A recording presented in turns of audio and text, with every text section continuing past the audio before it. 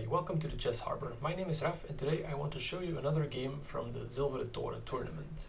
This game I was playing white and I decided to test out my new repertoire. I played the move d4, my opponent responded with the move e6, played the move c4 and now d5, Queen's Gambit declined.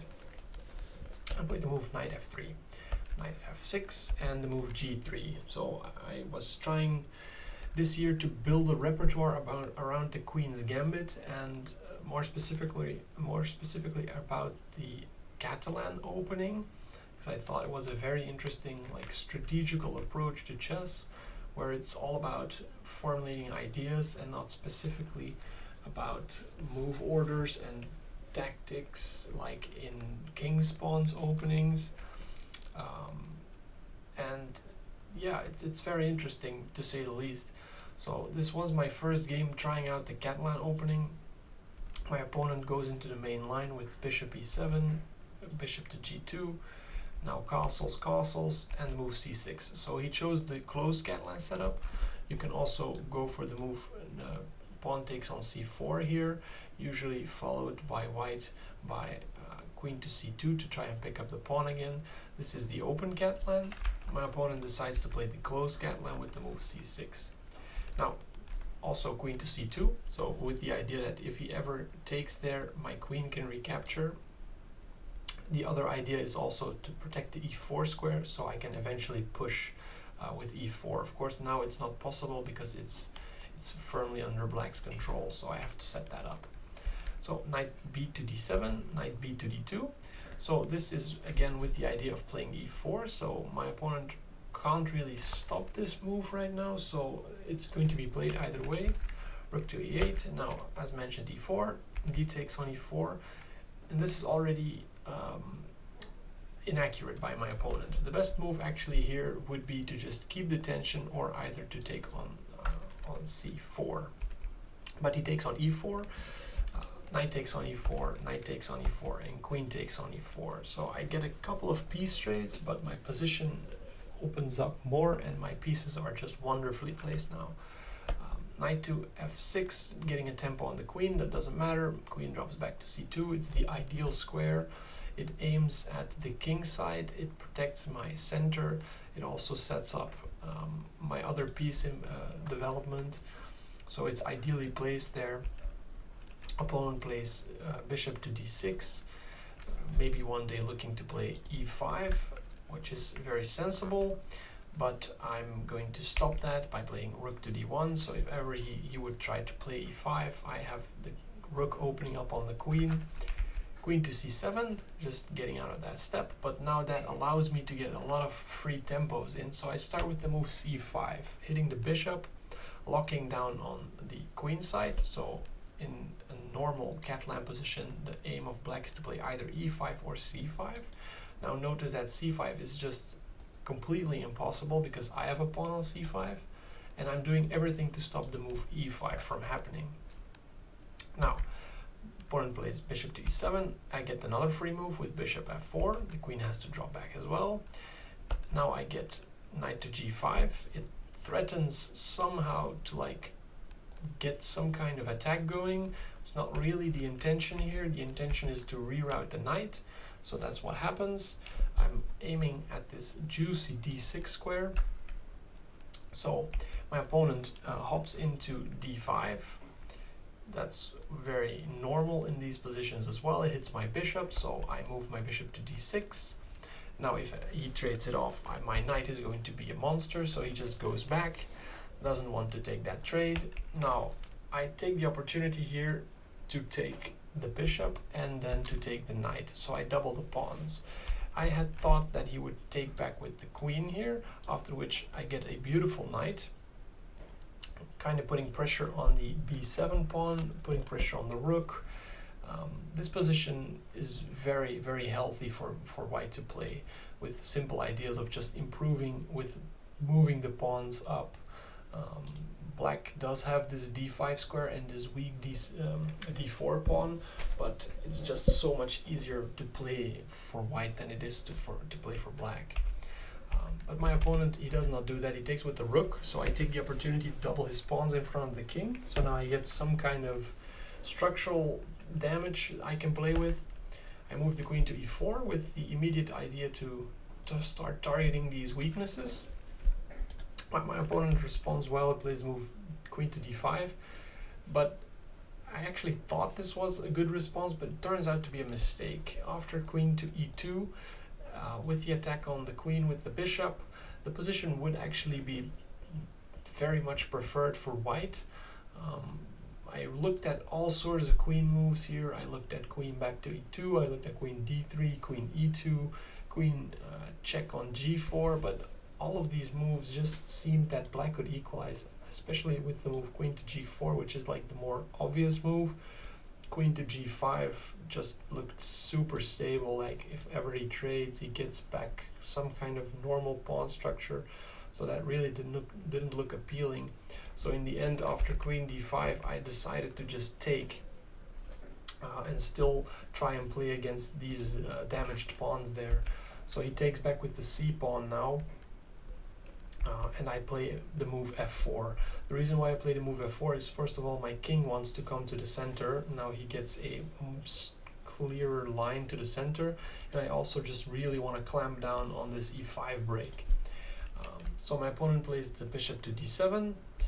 I play the rook down to e8 to e1, and my opponent here, he makes a mistake. He plays the move f5, which can net me some material advantage now with the move bishop takes on d5.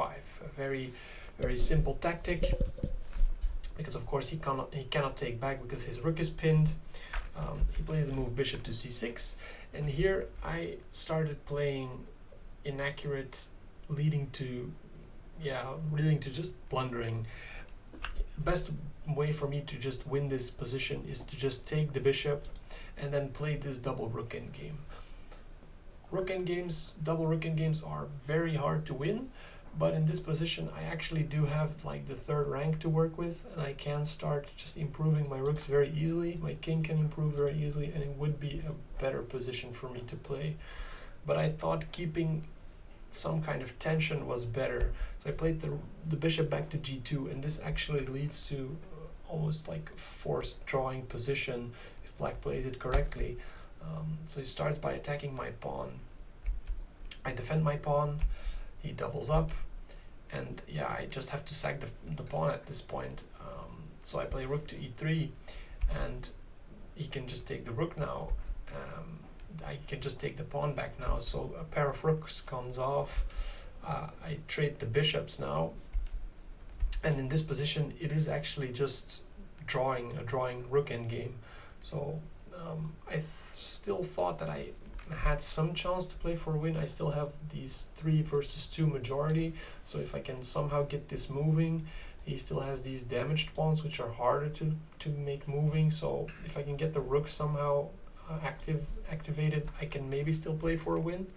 But he plays it very correctly here. He plays the move rook to c4 immediately, so my pawn is going nowhere. I play the move rook to c3, very, very sad move. He trades it off.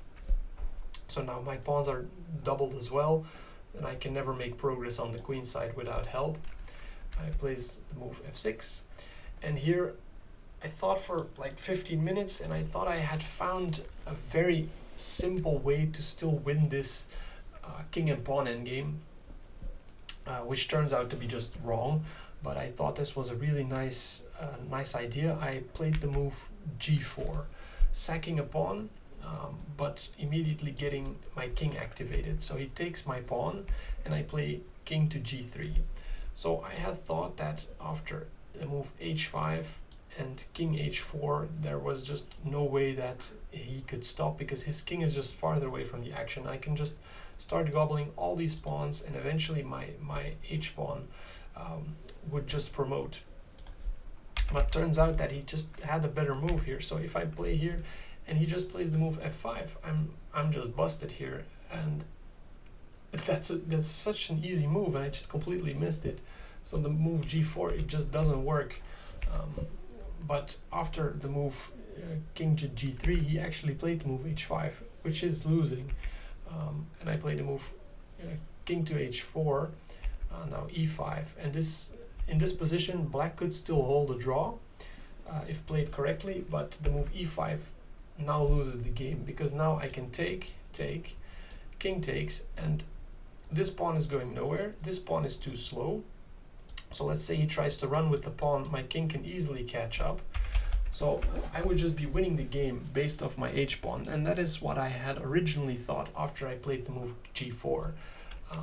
So my opponent did actually offer me this win now with the move e5. But here I completely blundered, and instead of taking this pawn, I had calculated the entire sequence, and instead of first starting with the move pawn takes on e5, I played the move king takes on h5, instead of first taking here, because my mind got scrambled, and now it's just completely losing for black, for white, sorry. So black is completely winning here. My opponent, of course, he knew this, and he played the move e4, and this is actually also a mistake. This is also just equal now, because I can play the move king to e4, king takes on g4, and even though this pawn is going to be protected, his king can still stop. So this position would also still be equal, because I can never put my king anywhere else. I have to defend against this pawn. So this pawn will not be able to promote, and the queen side is still going to be locked. So this position would still be equal. But here I also just misplayed. So he plays the obvious move, like check on f5. If I can't take, because then he promotes, so I have to go back. And this position is still equal. So king to g7. I move some pawns around. He moves his pawns around. So it's just stalling, I guess, maybe hoping to get the king involved, but of course I have no way of doing that. And here the move h3 loses again. This position would be equal. Let me show you how. So I can just shuffle my king around here, and after the shuffling it would be a repeat. And let me show you, if ever he tries to like get the king away so that maybe his king would be able to invade, it's actually not going to work, because I can take here, and by the time the king reaches my pawns, I can actually start invading over here. So by this time the king is just going to be lost, and this pawn is promoting. So he can never actually make any advancement over here, so it would just be a repeat, because there's only one way that my king can now, my king would now be able to get in, and that's through the h-file, which is not going to happen. And his king can also only invade through the h-file, because over here everything is blocked off. So if we just shuffle around on the h and g file, the game would still be a draw here. And yeah, of course that's something I missed, and I played the move h3. I thought I was just stalling, so his king would have to go back, and maybe I could still like block here, and yeah, I don't know what I was thinking really. It is just not winning. It's not even drawing. So king to h5, h4, and now this move e3 does work, because his king is all of a sudden close to the pawn now. So I play king to f3, king takes on h4, king to e2. Doesn't really matter if I take the pawn immediately. I thought that if he moves, I can protect my pawn, but of course, yeah, it doesn't work, because he can still go backwards. I have to sacrifice this pawn now. King takes on f4, and I thought the only hope that I have left is to try and maybe get these pawns as close to promotion as possible. So he played king to g3, king to e5, f4, king e5, d6, f3, king takes on c6, f2, king b7, and he promotes a new pawn. And I thought maybe there is some chance here that I can still like get the pawn to the 7th rank. I still have the threat of promotion, and maybe it's still a draw here somehow. So we kept playing queen check. I'm gonna go over these checks quite quickly, because they're not very impressive. So he checks me around a bit. All of a sudden, yeah, my king is in quite a dire position, but I'm still moving around, and yeah, he tries to stop me from pushing the pawn up by always pinning the pawn, but I'll always just move back, and at this point we had repeated the position twice. I thought this position might still be drawing, but in my head I knew it should be just lost. Like, there's no way that this position should be winning for me, right? Or even equal. So here we repeated the position twice. I offered a draw, and after about 10 minutes thinking, he accepted my draw, thinking that, yeah, the position would actually just be repeating itself all over again. But it's not true, it's actually winning for black. I want to show you how it's actually winning. So we have the move queen e3 check. Best move for white is to block. Now queen b3 check. The king goes upwards. It's best not to block your own pawn with king to c7, because then of course you're not getting any closer to promoting. Now queen gets to take the first pawn. Now you can finally get up to the 7th rank. Queen to c6, king to b8. The queen takes the second pawn. Now you promote, and of course this position would just be winning for black, because you can run the pawn to promotion. So that's actually the way that you can win this position by black, by trading off all the pawns for your queen, and then you're just using your one remaining pawn to win the game. So yeah, I got extremely lucky this game that my opponent in the end, after this position, my opponent did not see how to correctly win this game. Yeah, it was sad. I was quite upset on the way home, because yeah, I knew that I had blundered the game away. I knew that I had winning chances there on multiple occasions, and in the end I ended up blundering. Of course, still getting a draw is nice for me. So yeah, all by all, the first Catalan, it could have been worse for me. Yeah, definitely an interesting opening. I'm gonna give it a go in more openings. We'll see that in later videos. Hope you learned something from this one, especially the pawn endgame is very interesting from both ends. Thanks for watching. I'll see you guys in the next video.